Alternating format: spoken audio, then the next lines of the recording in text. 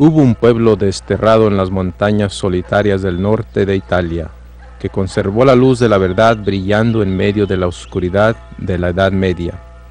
Dios había provisto para su pueblo un santuario de inmensa grandeza, como convenía a las grandes verdades que les había confiado. Para aquellos fieles desterrados, las montañas eran un emblema de la justicia inmutable de Jehová. Ellas atestiguaban constantemente del poder creador de Dios y constituían una garantía de la protección que Él les deparaba. Dios había afirmado las montañas y las había ceñido de fortaleza. Ningún brazo podía removerlas de su lugar, sino solo el del poder infinito. De la misma manera, Dios había establecido su ley, fundamento de su gobierno en el cielo y en la tierra. Aunque sumida la tierra en tinieblas durante el largo periodo de la supremacía papal, la luz de la verdad no pudo apagarse por completo. En todos los tiempos hubo testigos de Dios, hombres que conservaron su fe en Cristo como único mediador entre Dios y los hombres que reconocían la Biblia como única regla de su vida y santidad. ¿Cuánto debe el mundo a esos hombres? Se les señalaba como a herejes. Los móviles que los inspiraban eran impugnados, su carácter difamado y sus escritos prohibidos, adulterados o mutilados. Sin embargo, se mantuvieron firmes y de siglo en siglo conservaron pura su fe como herencia sagrada para las generaciones futuras.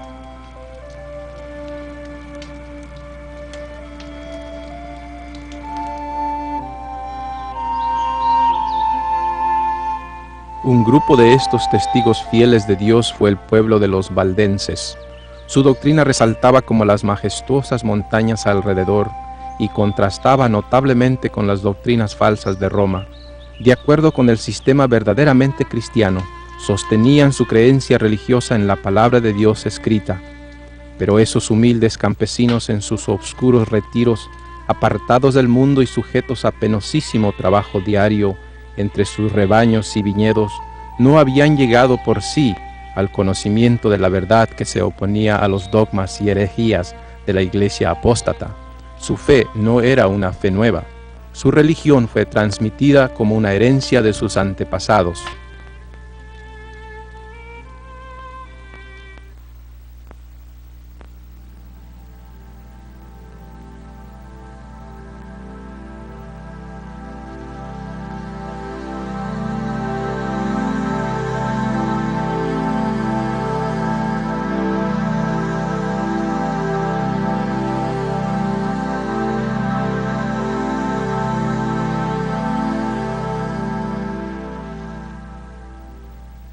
Italia es un país de contrastes.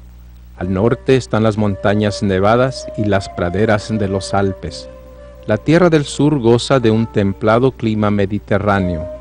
Y al centro del país está Roma, sentada como si fuera una reina en medio de los mares. Es en el norte que se hallaba la iglesia de los Alpes, la tierra de los valdenses.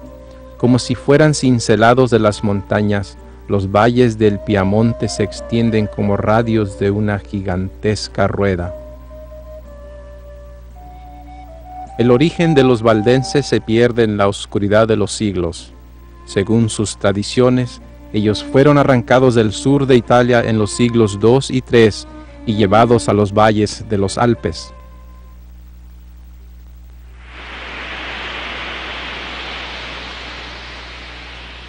Vayamos al tiempo del cristianismo primitivo de la Roma pagana.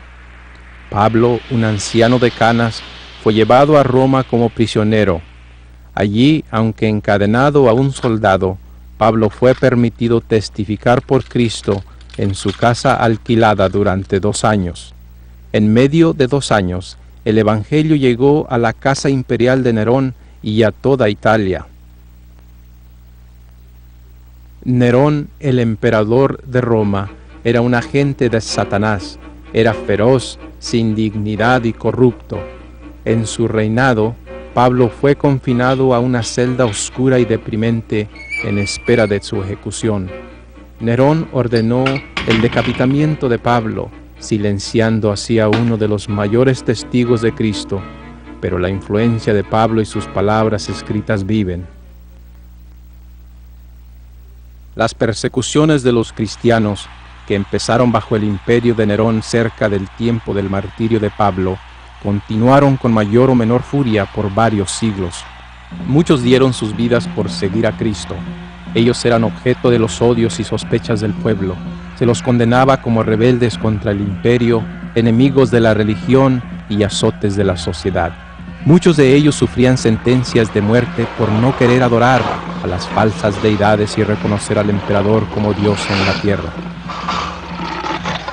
Las sentencias constituían a menudo la principal diversión en las fiestas populares. Grandes muchedumbres solían reunirse para gozar de semejantes espectáculos en los anfiteatros, donde los cristianos eran despedazados por los animales salvajes. A pesar de estas persecuciones más sangrientas, estos testigos de Jesús conservaron su fe sin mancha. A comienzos del siglo IV, durante el tiempo de Diocleciano, muchos de los cristianos perseguidos huyeron al norte de Italia. Estos predecesores de los valdenses se asentaron en los valles del Piamonte y se les conocieron como gente de los valles o los Vaudois. A medida que la persecución de los cristianos se tornaba más intensa, la violencia de la Roma pagana también aumentaba. Constantino, un emperador romano del siglo IV, había observado que los césares que persiguieran a los cristianos usualmente habían acabado mal, mientras que los cristianos continuaban creciendo en número. El emperador Constantino profesó aceptar el cristianismo basado en una experiencia sobrenatural. Yendo a Roma en una expedición, él dijo que se le apareció una cruz en el cielo junto con las palabras: con esta vencerás. Pero él continuó con sus formas paganas de adoración.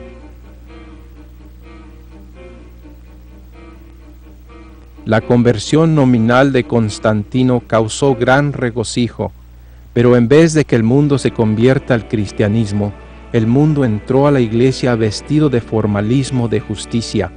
El cristianismo y el paganismo estaban unidos ahora.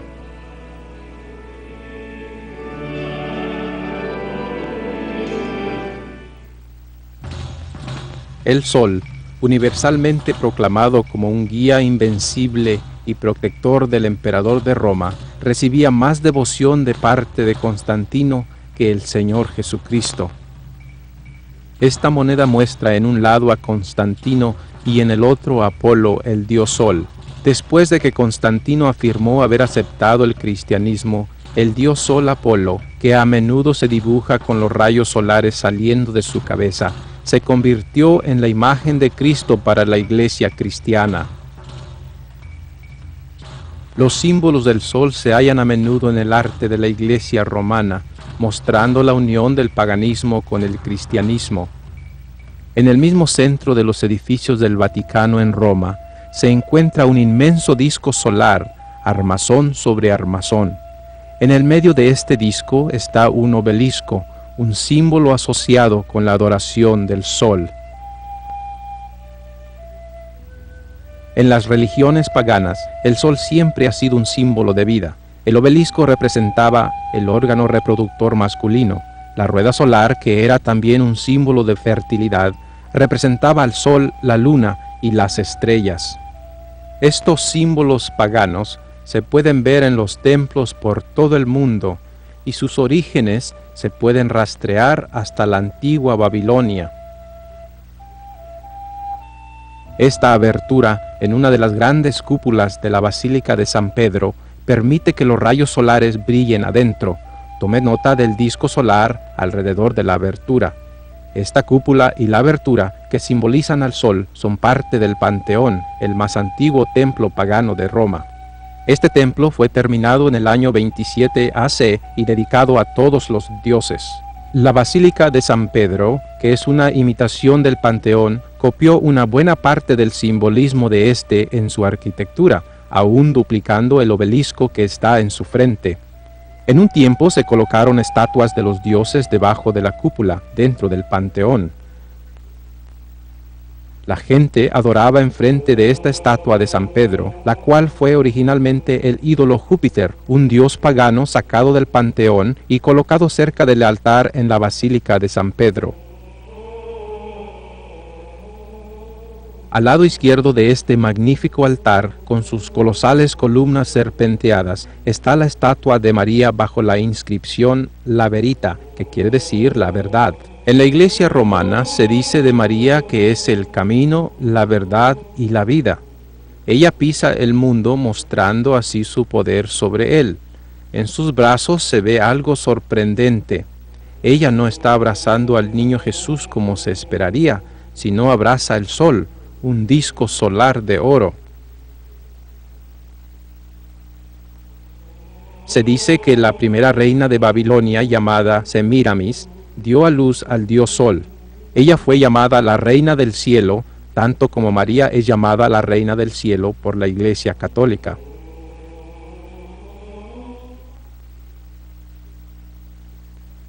En los primeros siglos, después de la ascensión de Cristo, los fieles seguidores de Jesús observaron la infiltración de la apostasía en la Iglesia cristiana. Ellos sintieron la necesidad de apartarse de esta apostasía, ya que se observaba que el Estado y la Iglesia unían sus fuerzas para imponer prácticas religiosas, las cuales debían ser acatadas por todos, o si no, sufrirían sanciones civiles. En 7 de marzo del año 321, Constantino tomó por primera vez una medida pública imponiendo la observancia del domingo. Este edicto requería que la gente de la ciudad descansase en el día venerable del sol. Constantino, emperador Augusto Elpidio, en el venerable día del sol, que descansen los magistrados y los residentes de las ciudades, y que se cierren los talleres.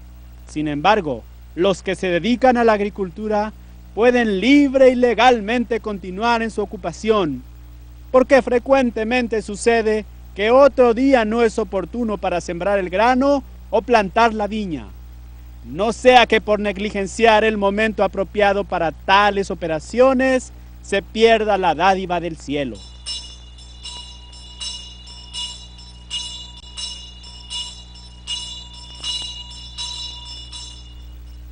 En los primeros siglos, la mayor parte del mundo cristiano adoraba a Dios en el séptimo día como los apóstoles.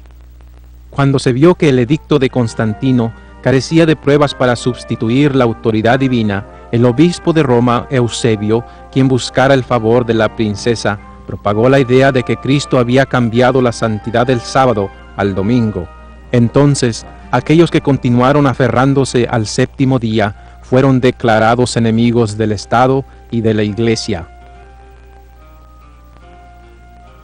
Los valdenses tomaban la Biblia como única regla de fe, aborrecían la idolatría de la Iglesia papale y rechazaban las tradiciones, los días de fiesta y aún el domingo.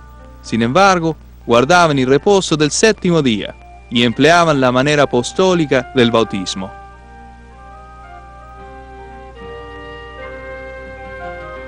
Justiniano ascendió al trono de Constantinopla como el emperador de Roma Oriental en el año 527. Era un político astuto.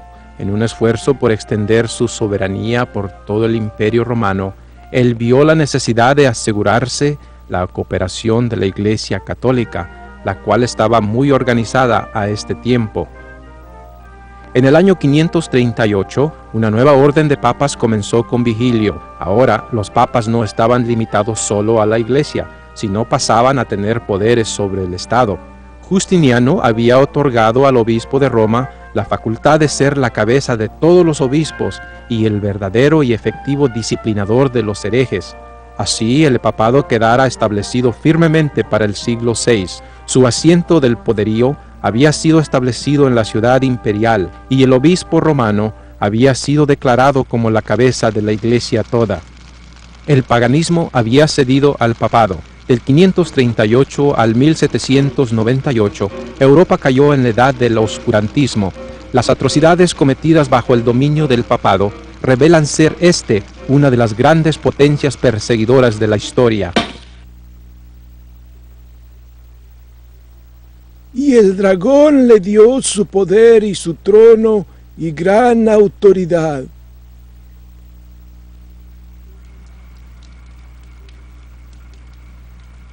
Así comenzó los 1260 años de opresión papal, predicha en las profecías de Daniel y Apocalipsis. Y hablará palabras contra el Altísimo, y tratará duramente a los santos del Altísimo, y pretenderá cambiar los tiempos y la ley, y serán entregados en su mano hasta un tiempo, y tiempos, y medio tiempo. Y se le dio una boca que hablaba palabras arrogantes y blasfemias, y se le dio autoridad para actuar durante 42 meses. Y abrió su boca en blasfemias contra Dios, para blasfemar de su nombre, de su tabernáculo y de los que moran en el cielo. Y se le permitió hacer guerra contra los santos y vencerlos. También se le dio autoridad sobre toda tribu, pueblo, lengua y nación.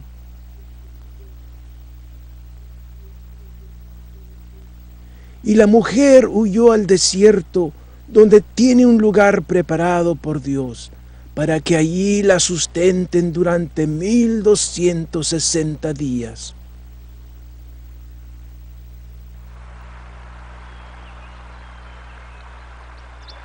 Tras los elevados baluartes de sus montañas, encontraron los valdenses seguro escondite.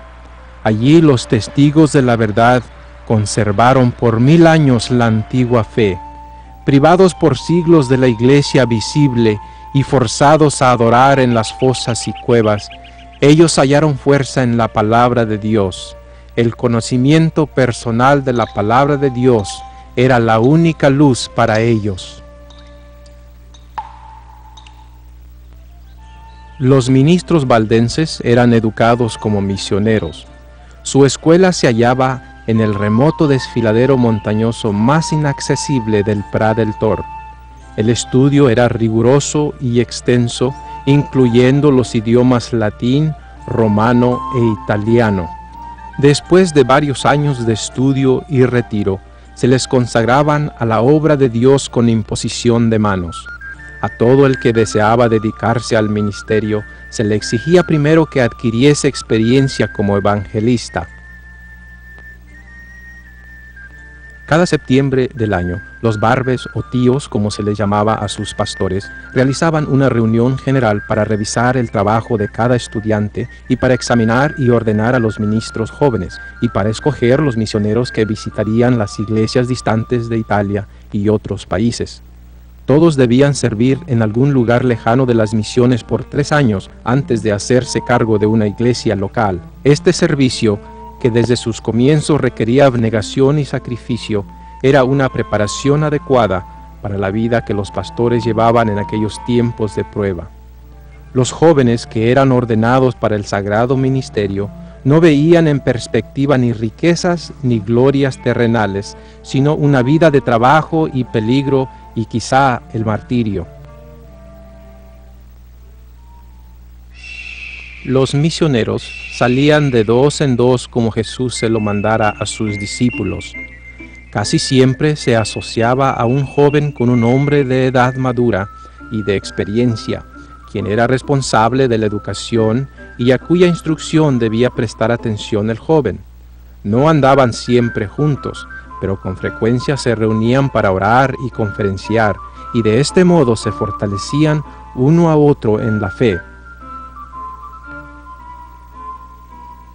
Dar a conocer el objeto de su misión hubiera bastado para asegurar su fracaso, así que ocultaban cuidadosamente su verdadero carácter. Cada ministro sabía algún oficio o profesión, y los misioneros llevaban a cabo su trabajo ocultándose bajo las apariencias de una vocación secular. Generalmente escogían el oficio de un comerciante o buhoneros.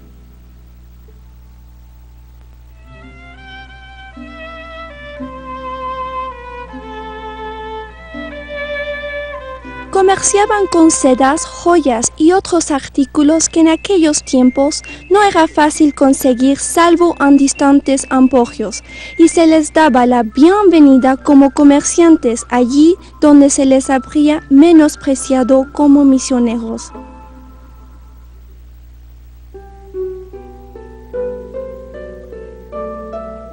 Constantemente elevaban su corazón a Dios pidiéndole sabiduría para poder mostrar a las gentes un tesoro más precioso que el oro y que las joyas que vendían.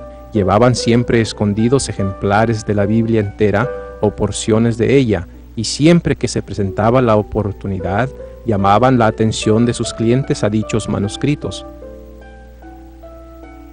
Con frecuencia despertaban así el interés por la lectura de la palabra de Dios y con gozo dejaban algunas porciones de ella a los que deseaban tenerlas. Los misioneros decían con frecuencia estas palabras a aquellos que mostraban un interés genuino en la verdad.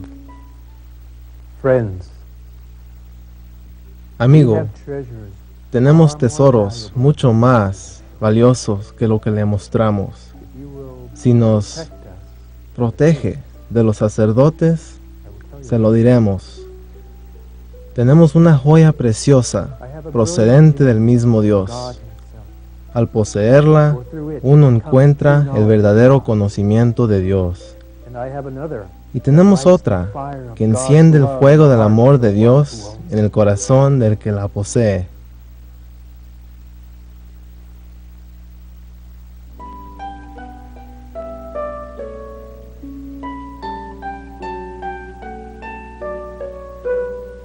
Al finalizar el día, los dos misioneros regresaban a sus posadas y pedían la bendición de Dios sobre el trabajo del día. Estos hombres píos eran grandes practicantes de la oración. Nuestra regla de conducta será el hacer la obra de Jesús. Si le confesamos en la tierra, Él nos confesará en el cielo. Y si le negamos en la tierra, Él nos negará en el cielo. Preferimos ser rechazados por el papado que por nuestro Salvador. Había ocasiones cuando eran descubiertos y echados en prisiones lúgubres, donde sufrían gran agonía por la palabra de Dios y por el testimonio que daban. Muchos eran torturados y estirados sobre una horrible ranfla. Fue entonces cuando los valdenses clamaban las promesas de Dios. Conservaron la fe pura a pesar de la tortura, el frío, la destitución y pérdida de vida en los Alpes. Se negaron a abandonar la Biblia, a confesarse a los sacerdotes, a recibir la hostia y creer que sea el cuerpo de Jesús, o a reconocer al pontífice de Roma como el vicario de Cristo.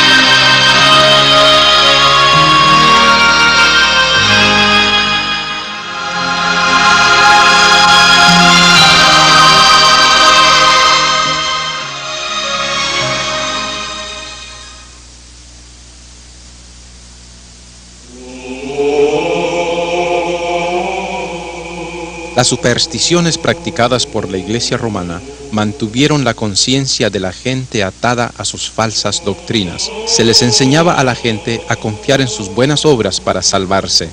Dios y aún Cristo mismo eran representados como austeros y solemnes. Solo por medio de los sacerdotes y los santos podía uno acercarse a Cristo.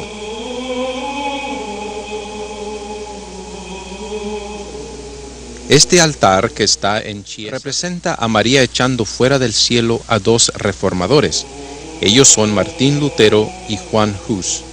Al pie del altar, un pequeño ángel arranca las hojas de un libro, la Santa Palabra de Dios, la Biblia.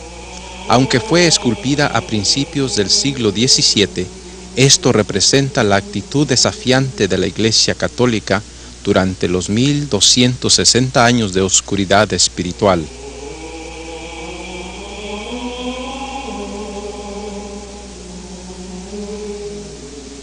Los valdenses conocían las enseñanzas de Roma y la falta de libertad en que la gente vivía. Como fieles misioneros, ellos anhelaban dirigir a tales personas hacia el amante Jesús, quien murió para que pudieran tener la verdadera libertad.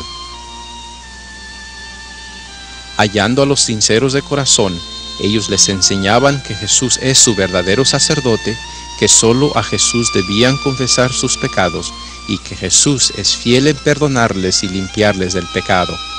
De este modo la luz de la verdad penetraba en muchas mentes oscurecidas. El sol de justicia brillaba en el corazón, llevando salud con sus rayos. Así se les disipaba el temor de la muerte y podían levantar la vista y aceptar a Cristo totalmente. Aunque después los nuevos conversos confrontarían persecución, ellos se hallaban llenos de gozo y valor, y así como los demás seguidores de Cristo, ellos comunicaban a otros acerca de la nueva fe, y muchos se unían a los creyentes valdenses.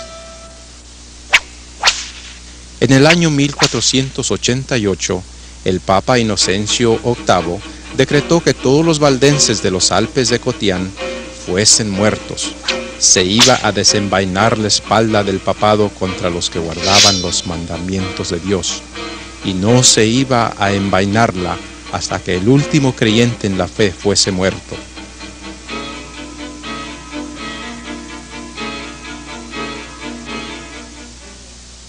Roma insistía que los valdenses debían someterse bajo su poder.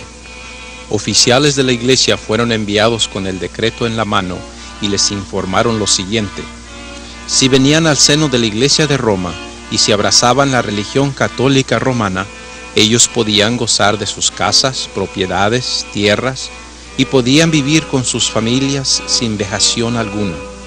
Pero si se negaban a obrar de acuerdo con las proposiciones, entonces les seguiría la persecución y la muerte segura sería la suerte de ellos.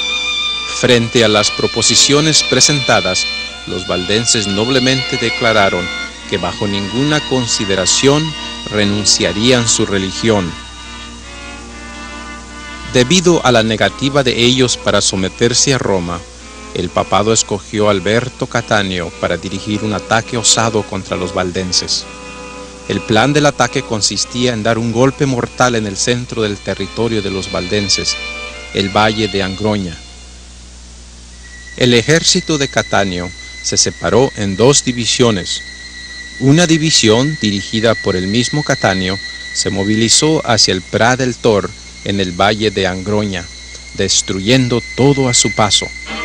La otra división, bajo el cruel Lapalú, se dirigió hacia los Alpes de Dauphin y entró al valle de Loise, un profundo desfiladero rodeado por altas montañas. Los exploradores valdenses observaron que las fuerzas del papado invadían su territorio. Entonces, colocando sus bienes sobre las carretas y juntando sus rebaños y manadas, los valdenses escalaron precipitadamente los escarpados pendientes del monte Pelvoux hasta una altura de 1800 metros sobre el valle. Cánticos de alabanza a Dios se elevaban de sus labios, desvaneciendo así el terror. A media cuesta, encima de un inmenso precipicio, encontraron una plataforma de roca que guiaba a una gran caverna. La cubierta de la cueva formaba un magnífico arco que se estrechaba gradualmente hasta formar un pasaje pequeño y después se ensanchaba en un espacioso corredor. Las manadas fueron distribuidas en los huecos laterales de la cueva. Padres, madres y niños se alojaron adentro y la entrada fue barreada con grandes piedras. Luego hombres apuestos se pusieron para vigilar. El enemigo, sabiendo que su presa estaba en la cueva, se acercó por arriba. Los soldados bajaron por cuerdas desde el alero del precipicio que pendía sobre la entrada de la gruta.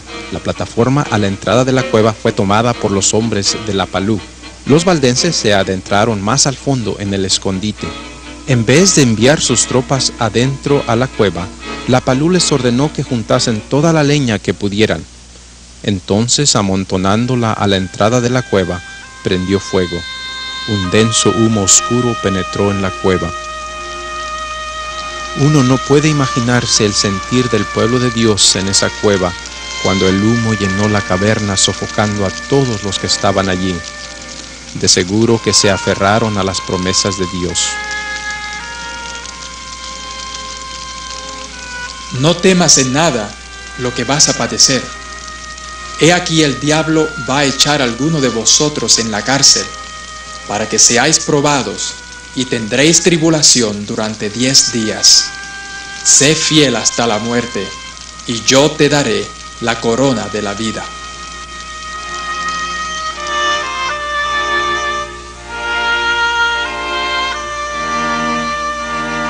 Cuando se examinó posteriormente la caverna, se hallaron 400 niños asfixiados en sus cunas o en los brazos de sus madres muertas. Por todo, perecieron en esa cueva más de 3,000 valdenses. ¿Cuál fue el crimen por lo que merecieron ese horroroso castigo? Fue la dependencia en la Biblia como la única regla de fe y el rechazo de las tradiciones y enseñanzas de la Iglesia Católica Romana.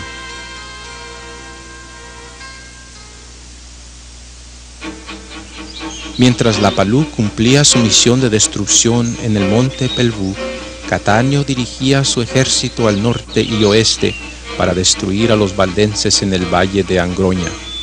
Guió sus soldados por los estrechos desfiladeros, pasando por debajo de las grandes rocas que colgaban sobre el paso. Cattaneo y su hueste no hallaron resistencia. Marcharon por todo el valle de Angroña. Las casas de los valdenses estaban vacías, así como el valle.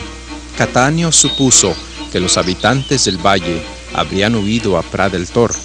Siendo así, entre él y su presa se hallaba un escarpado imposible de escalar que formaba como el muro del valle.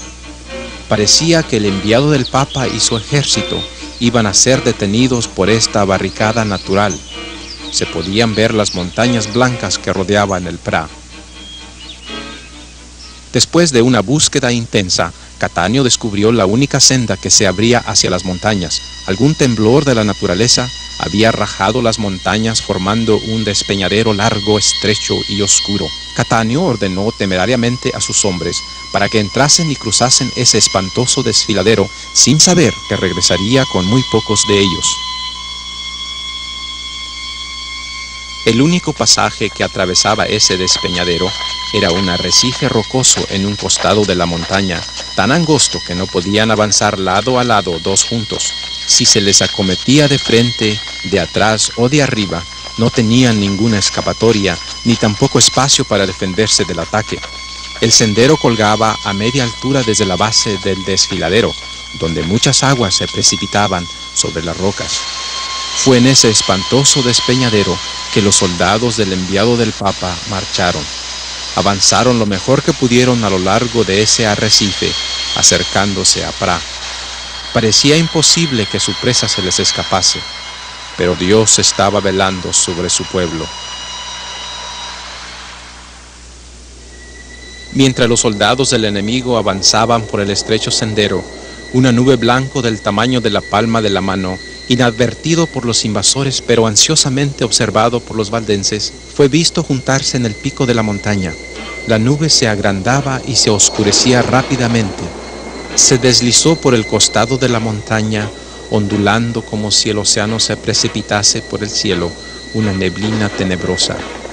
Cayó justo sobre el abismo donde el ejército del Papa se hallaba, cerrándolo y llenándolo completamente de arriba abajo con una gruesa neblina. De pronto el ejército se hallaba como en noche, todos perplejos, estupefactos, y no podían ver ni adelante ni atrás, tampoco avanzar o retirarse. Se detuvieron todos aterrorizados. Los valdenses interpretaron esto como el acto de la providencia interponiéndose en favor de ellos. Esto les daba la oportunidad de rechazar al invasor. Así que, quebrando grandes piedras y rocas, las rodaron estrepitosamente hacia el cañón. Los soldados del Papa fueron aplastados allí donde se hallaban. Y eso no fue todo. Algunos de los valdenses valientemente entraron al despeñadero, espada en mano, y les atacaron de frente. La consternación se apoderó de la hueste del Piamonte. El pánico les impulsaba a escapar, pero cualquier esfuerzo por escapar era más fatal que la espada de los valdenses o las rocas que rodaban a saltos de la montaña, veloces como flecha. En la lucha, ellos mismos se dieron empujones echándose abajo uno al otro. Algunos fueron pisoteados hasta morir, otros rodaron al precipicio estrellándose sobre las rocas, y aún otros se ahogaron en la torrente. Así pareció miserablemente el enemigo de Dios.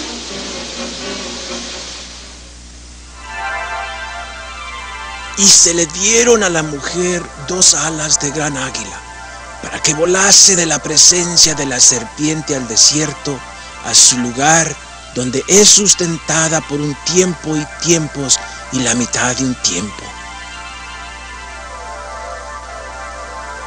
Y la serpiente arrojó de su boca tras la mujer agua como un río, para que fuese arrastrada por el río.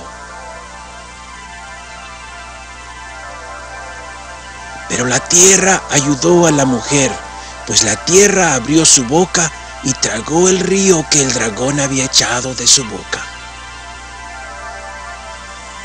Entonces el dragón se encolerizó contra la mujer y se fue a hacer guerra contra el resto de la descendencia de ella, los que guardan los mandamientos de Dios y tienen el testimonio de Jesucristo.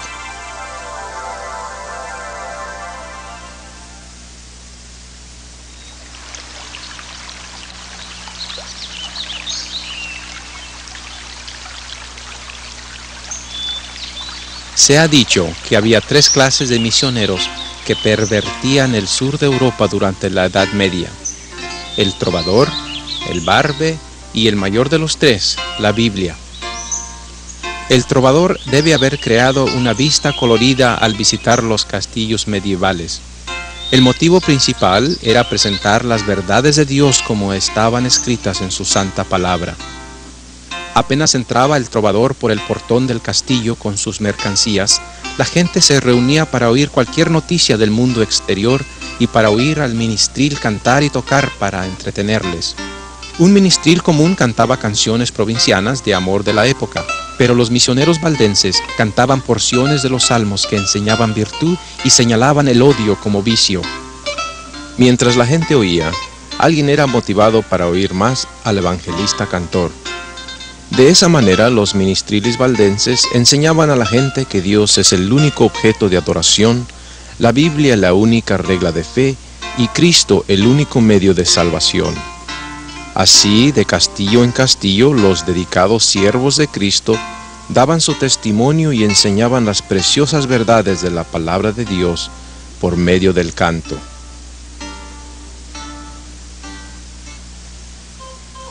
Los valdenses se contaron entre los primeros de todos los pueblos de Europa que poseyeron una traducción de las Santas Escrituras.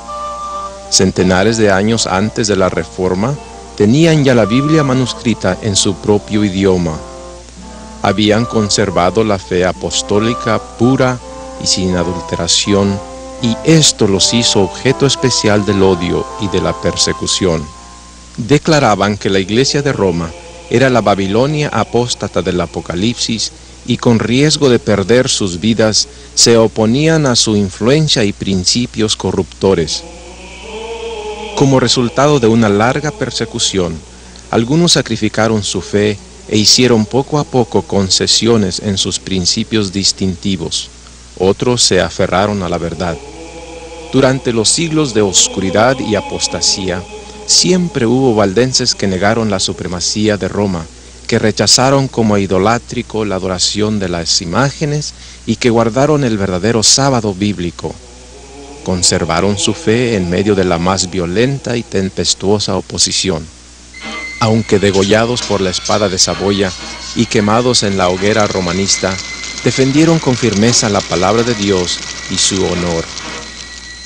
Sus enemigos les acusaban de toda clase de crímenes y prácticas infames.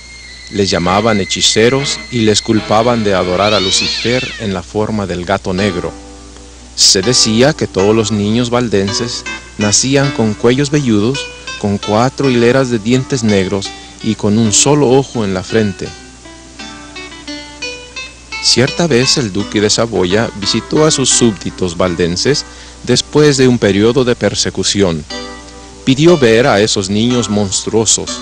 Entonces se percató de la engañosa calumnia cuando les fueron presentados hermosos niños con rostros rosados, dentaduras perlinas y 2 ojos. Desde mucho antes de la Reforma en Alemania, los valdenses eran evangelistas amantes de la Biblia sobre todas las cosas, haciendo traducciones de la misma al lenguaje común, difundiéndola por toda Bohemia, Alemania, Francia e Italia. El celo misionero y el éxito de los valdenses en esparcir las verdades bíblicas resultaron en una terrible persecución, la cual ellos sobrevivieron.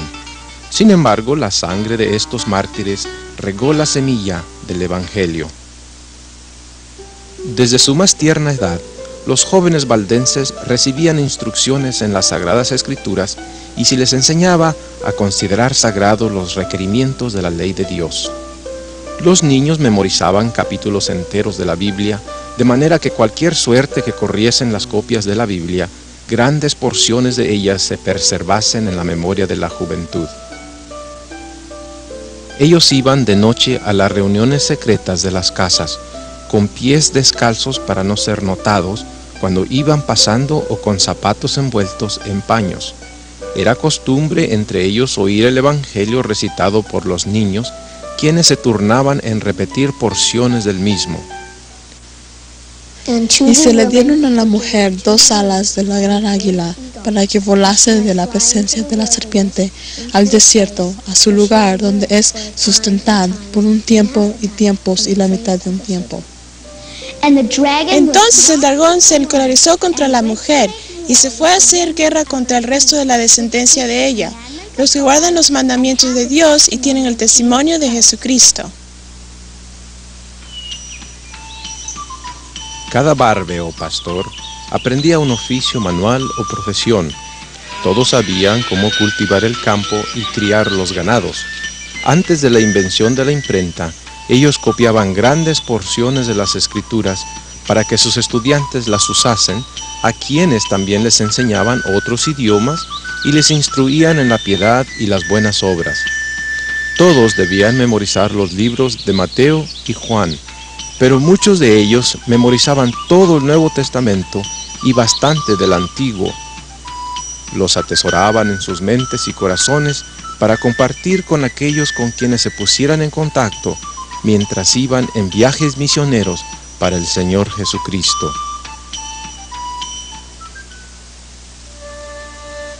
El siglo XVI despuntó mientras los valdenses todavía se recuperaban de las persecuciones de los generales Lapalú y Cattaneo. El duque de Saboya les había prometido protección de sus valles, pero no todo estaba en su alcance para cumplir su promesa. Él podía prevenir que ejércitos de las cruzadas, como los que se reunieron bajo la bandera de Cattaneo, invadiesen sus valles, pero él no podía protegerles de las maquinaciones secretas de los sacerdotes. A falta de los soldados armados del duque, los inquisidores y los sacerdotes de Roma, actuando como misioneros, sedujeron a la gente con sus sofismas y secuestraron a otros llevándoles al santo oficio. A estas vejaciones fue agregada otro mal aún mayor, el de la piedad decayente. Deseosos por hallar descanso, muchos se conformaron exteriormente con la iglesia romana. Para hallar protección de toda interrupción de sus viajes de negocio, ellos obtuvieron certificados o recomendaciones de los sacerdotes establecidos en los valles, indicando que ellos eran papistas. Para obtener este credencial, era necesario asistir a la capilla romana, confesarse, ir a la misa y dejar que los sacerdotes bautizasen a sus niños. Al mismo tiempo, continuaron asistiendo a las predicaciones de los pastores valdenses y sometiéndose a sus juicios. Sin duda alguna, los que practicaban tales engaños y la iglesia que los toleraba decayeron grandemente. Esa vieja vid parecía morirse y dentro de poco iba a desaparecer de esas montañas que por tanto tiempo había dado sombra con sus ramas.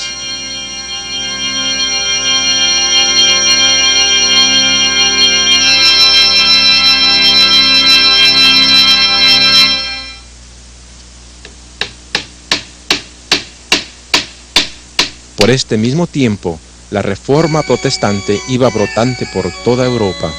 Los valdenses, ansiosos de saber hasta qué punto el yugo de Roma había sido abandonado por las naciones europeas, enviaron algunos de sus pastores a Suiza y Alemania para indagar más de ello.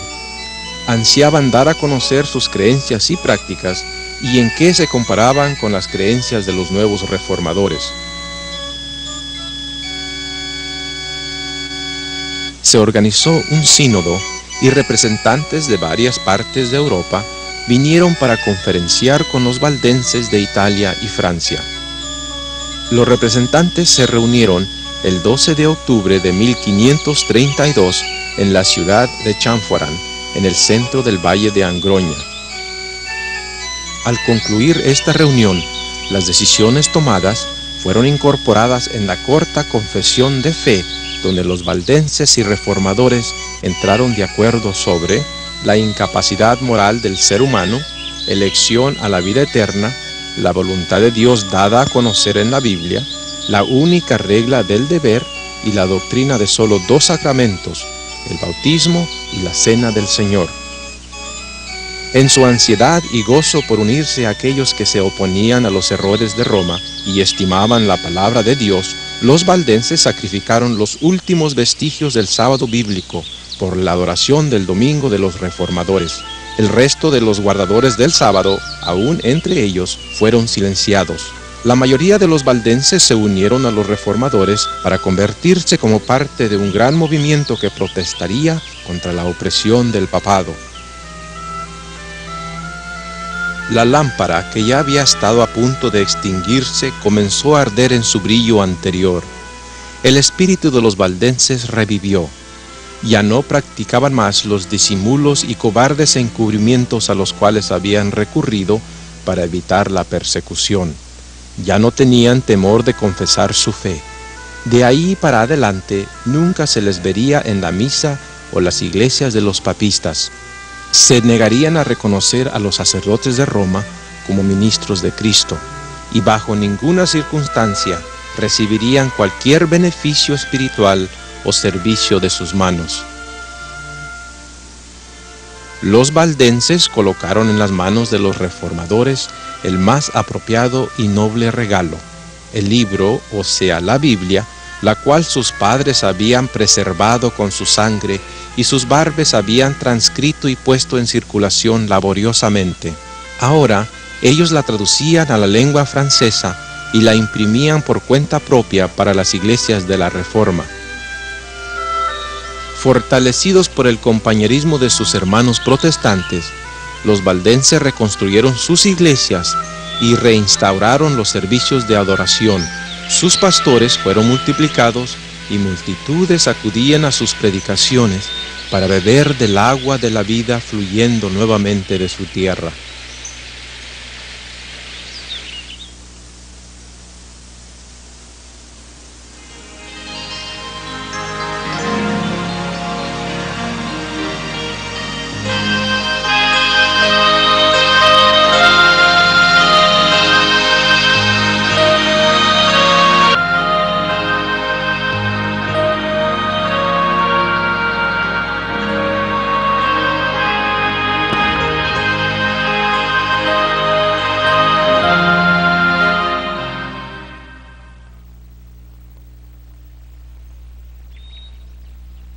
Después del sínodo de 1532, la Iglesia de los Alpes gozó de un periodo de relativa paz.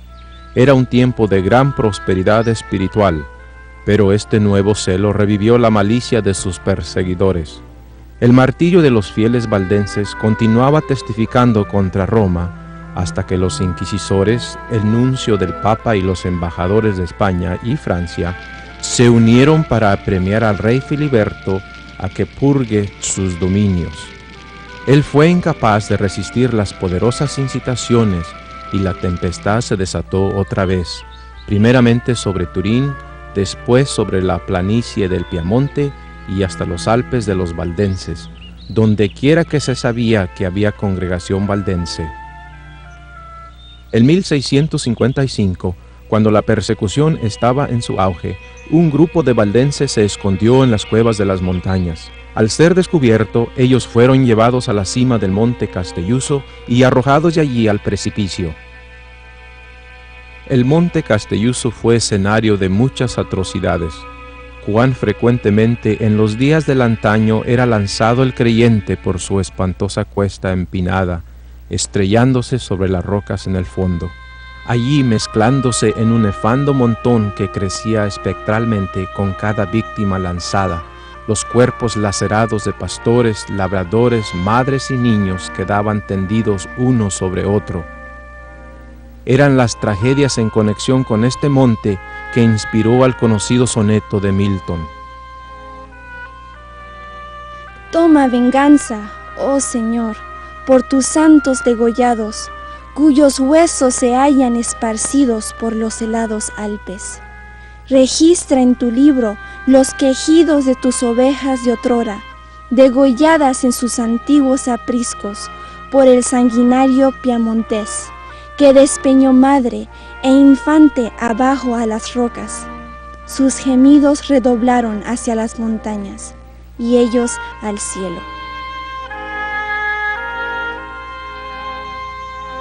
Muchos dieron sus vidas por las verdades de Dios. Es difícil de imaginarse cómo habrá sido vivir en esos días cuando la persecución era violenta contra la verdad de Dios. ¿Qué habrá sentido esa gente al subir a la cima de ese monte? La historia revela que esa gente hizo frente a la muerte en paz, con valor y esperanza de la vida eterna. Vi debajo del altar las almas de los que habían sido muertos por causa de la palabra de Dios y por el testimonio que tenían. Y clamaban a gran voz diciendo: ¿Hasta cuándo, Señor santo y verdadero, no juzgas y vengas nuestra sangre de manos de los que moran en la tierra? La sangre de los mártires en las rocas fue la repetición de otras que sucedieron a través de los tiempos. También había sangre en otra roca cuando Jesús murió en la cruz. Él es el Cordero de Dios que quita el pecado del mundo, y todos los que han muerto como mártires pueden mirar a ese Cordero para tener vida eterna. El Cordero en medio del trono, como inmolado, es el punto central de toda la Biblia. Los valdenses mártires tenían sus miradas fijas en este Cordero cuando enfrentaban la muerte.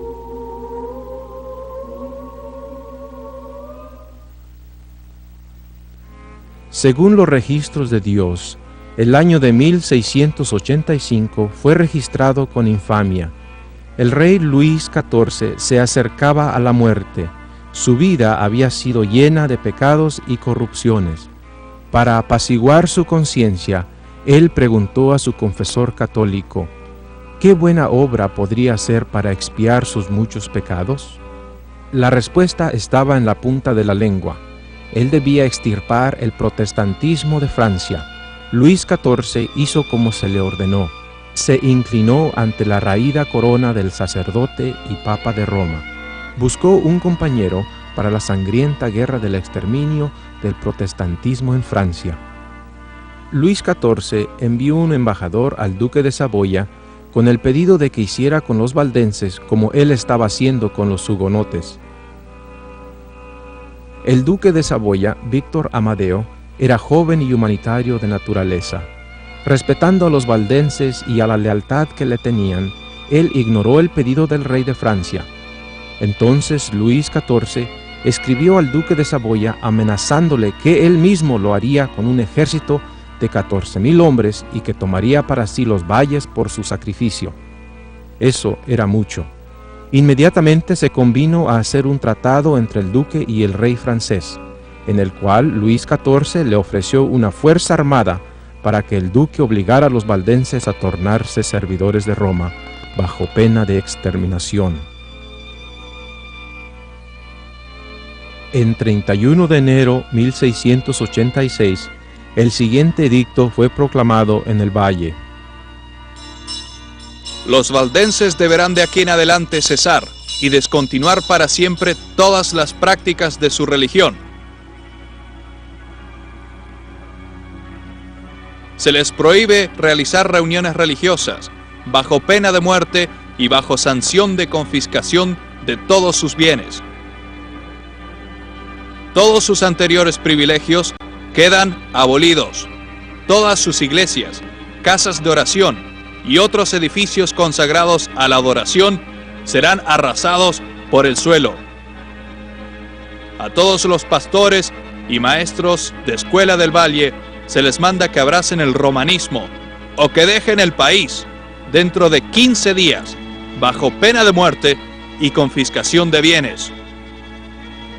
Todos los niños de padres protestantes, nacidos o por nacer, serán obligatoriamente educados como católicos romanos. Todo niño que nazca será traído a la semana después de nacer a la curia de la parroquia y admitido en la Iglesia Católica Romana bajo pena de azotársele públicamente con vara a la madre y forzársele a 5 años de trabajo en las galeras al padre. Los pastores valdenses abdicarán las doctrinas que predicaron públicamente y recibirán un salario 1/3 más alto de lo que gozaban, pero la mitad de ello será revertido para las viudas. A todos los protestantes extranjeros radicados en Piamonte se les ordena que se conviertan en católicos romanos o salgan del país dentro de 15 días. Por un acto especial de su grande y paternal clemencia, el soberano permitirá que vendan en este intervalo las propiedades que hayan adquirido en el Piemonte, siempre que la venta sea hecha a un comprador católico. Esta era una guerra a punta de lanza, a mesa o a norte, ve a la misa o a la muerte. Los víctimas enviaron sus humildes súplicas de misericordia a Turín por 3 veces, pero no recibieron respuesta. En Viernes Santo de 1686, cuando la gente estaba reunida en la iglesia de Angroña, el pastor Arnaud oró así: My prayer is this. Mi oración es: Señor Jesús, tú sufriste y moriste por nosotros. Señor, danos gracia para sufrir y morir por ti. El que es fiel hasta el fin, este será salvo. Repitan conmigo: todo lo puedo en Cristo que me fortalece. La orden fatal fue dada en 22 de abril de 1686. En solo un mes el valle fue despoblado. 2 ejércitos, uno francés bajo el general Catinat y otro piamontés bajo Gabriel de Saboya, atacaron en conjunto contra los mártires.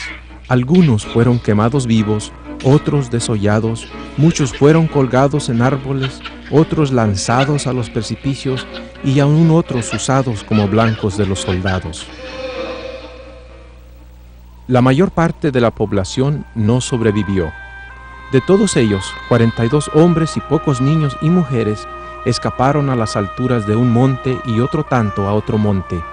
Vivieron en cuevas y se alimentaron de plantas silvestres y carne de lobos.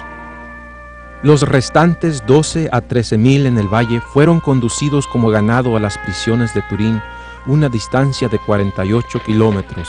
Más de 1,000 niños fueron arrancados de los brazos de sus madres y dispersados entre conventos o familias católicas.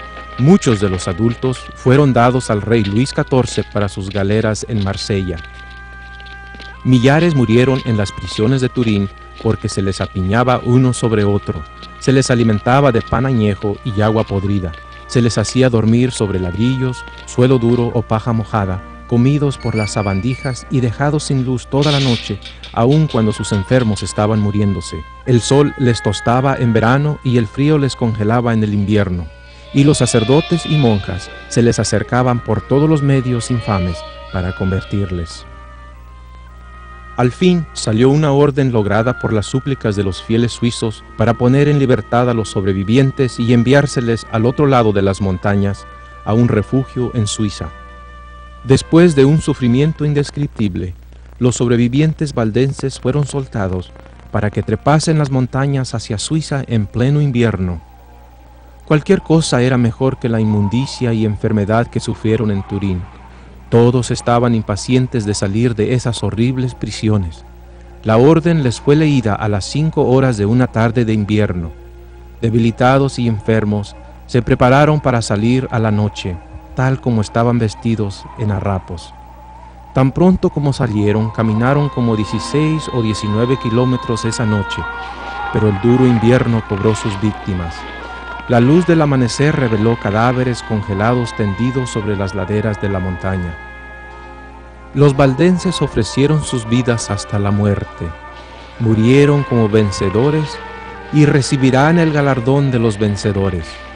En esas montañas nevadas ellos fueron cubiertos de nieve y hielo, todo blanco aunque fatal.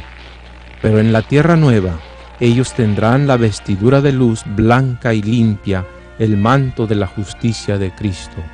Tal como Jesús sufrió la muerte de mártir, así también un gran número de los valdenses murieron en la fe, clamando las promesas de Dios.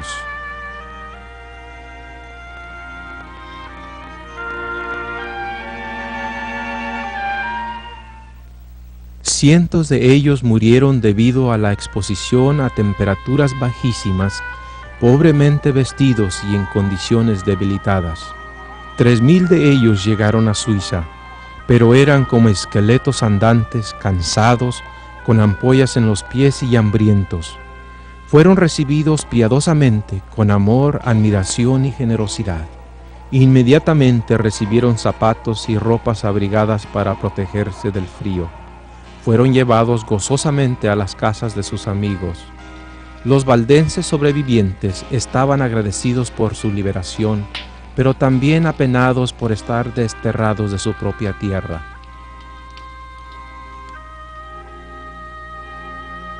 Estos son los que han venido procedentes de la gran tribulación, y han lavado sus ropas y las han emblanquecido en la sangre del Cordero.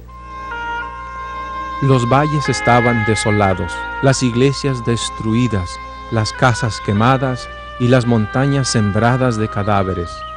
Por 3 años y medio, desde el 22 de abril de 1686 hasta 1689, no se leyó la Biblia en los valles del Piamonte, ni se entonaron salmos, ni oraciones de fe fueron elevadas a Dios, ni voz alguna prorrumpió en cánticos de alabanza y gozo.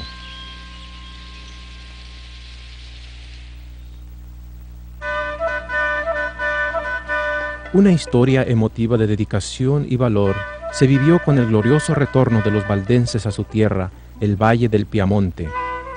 Enrique Arnaud, un pastor valdense que ministraba en el valle durante la persecución de 1686, a los 40 años de edad, guió como 900 hombres a través del lago de Léman.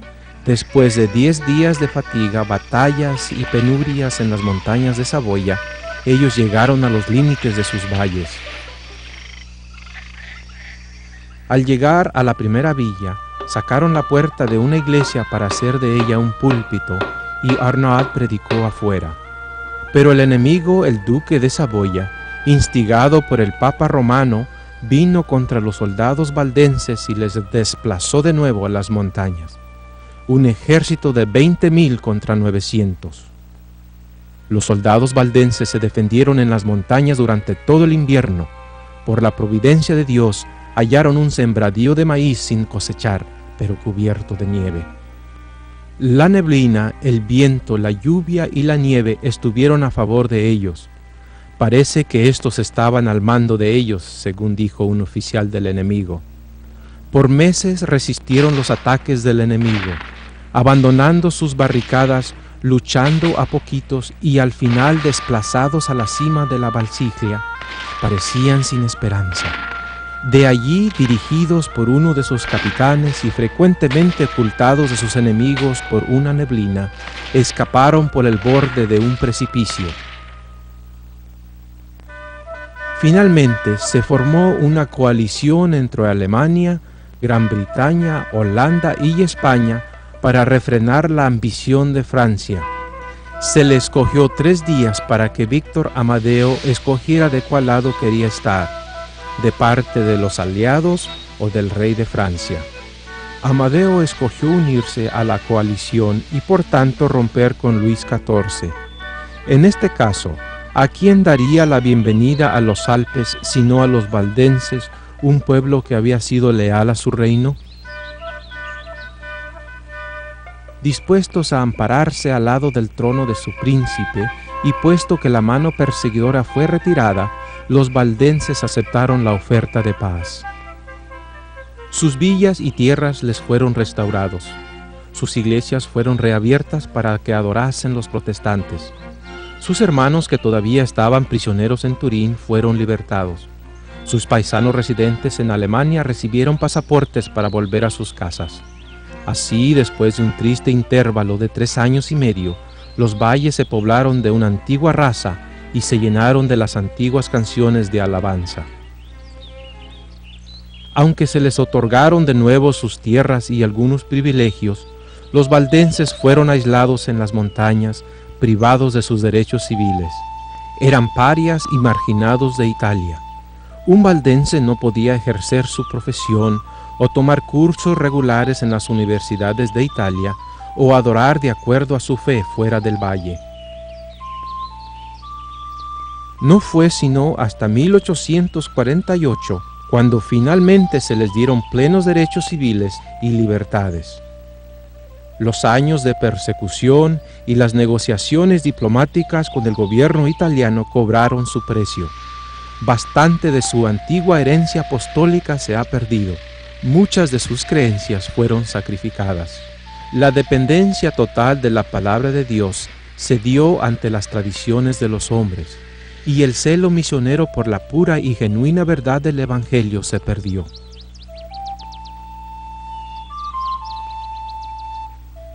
Los valdenses se involucraron en el surgimiento del ecumenismo que cundió por toda Italia y varios otros lugares de Europa a mediados del siglo XVIII. Justo cuando ocurría la celebración de unanimidad espontánea y del amor fraternal, todo el mundo vivía un despertar por la segunda venida de Cristo y un interés por los 10 mandamientos, especialmente el cuarto, el reposo del 7º día. Mientras el remanente de los valdenses deponía lo mejor que tenía, sacrificando la antigua fe de los apóstoles, Dios estaba levantando otro pueblo. Por medio del despertar del movimiento adventista, muchos se estaban uniendo para proclamar la segunda venida de Cristo y para continuar la ininterrumpida práctica del reposo, guardando el reposo del 7º día y honrando todos los mandamientos.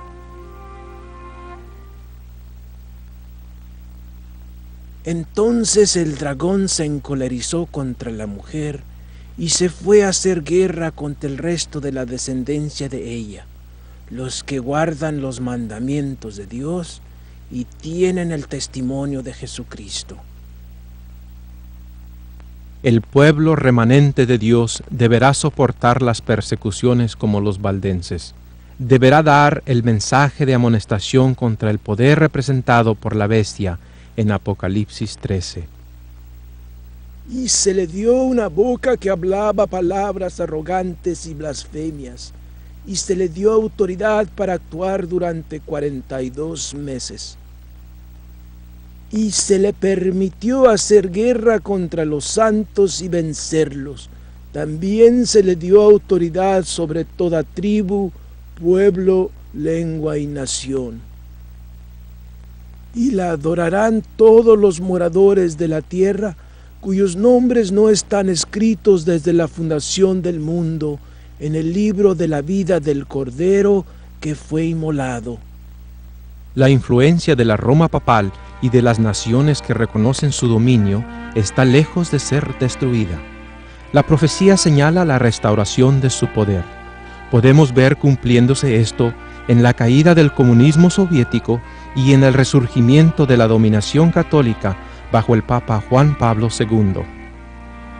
Los países bálticos, Polonia y Ucrania han roto con el yugo del comunismo y están volviendo a las enseñanzas de la Roma papal. Vi una de sus cabezas como herida de muerte, pero su herida mortal fue sanada y se maravilló toda la tierra en pos de la bestia.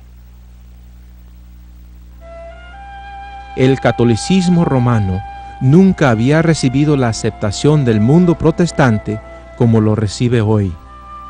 Los protestantes no están más protestando. El protestantismo está cambiando y está formando una confederación con el hombre de pecado, el papado, bajo el Papa de Roma. Al final de la historia de este mundo, habrá un ataque final contra el pueblo de Dios. La iglesia remanente quedará firme y unida en la verdad ante el torrente de error que Satanás lanzará contra ella. Ellos guardarán los mandamientos de Dios y estimarán el reposo del séptimo día. El libro de Apocalipsis habla de dos mujeres. El capítulo 12 describe una mujer pura y santa, simbolizando el pueblo de Dios. El capítulo 17 presenta una mujer corrupta, representando el falso sistema religioso. Esta mujer está ataviada de púrpura y escarlata, adornada de oro, de piedras preciosas y de perlas, y tenía en la mano un cáliz de oro lleno de abominaciones y de la inmundicia de su fornicación. A ningún otro poder puede verdaderamente llamarse ebria de la sangre de los santos, sino al poder que tan cruelmente persiguió a los seguidores de Cristo. La historia de los valdenses es el mejor ejemplo de cómo este sistema apóstata destruye a todos aquellos que no aceptan sus dogmas. Hoy el protestantismo de América no protesta más contra los errores del catolicismo romano. La Iglesia está de nuevo uniéndose con los gobiernos seculares. Estos tienen un mismo propósito y entregarán su poder y su autoridad a la bestia. ¿Qué le depara el futuro al pueblo de Dios? ¿Se han olvidado las persecuciones y las atrocidades del pasado? ¿Podemos permanecer callados en este tiempo de la historia? Grandes y solemnes eventos están ocurriendo alrededor nuestro. Más adelante nos espera la guerra, el riesgo de encarcelamiento, la pérdida de la propiedad y aún de la vida misma, así como defender la ley de Dios que ha sido anulada por las leyes de los hombres. Las persecuciones sobrevinieron por varios siglos sobre este pueblo piadoso, las cuales fueron soportadas con paciencia y constancia, haciendo honor a su Redentor. Esparcidos por muchos lugares, ellos plantaron la semilla de la reforma que comenzó en los días de Wycliffe y que se amplió y echó raíces en los días de Lutero. Esta debe ser llevada adelante hasta el tiempo del fin, por aquellos que también están dispuestos a sufrir todo por la palabra de Dios y el testimonio de Jesucristo.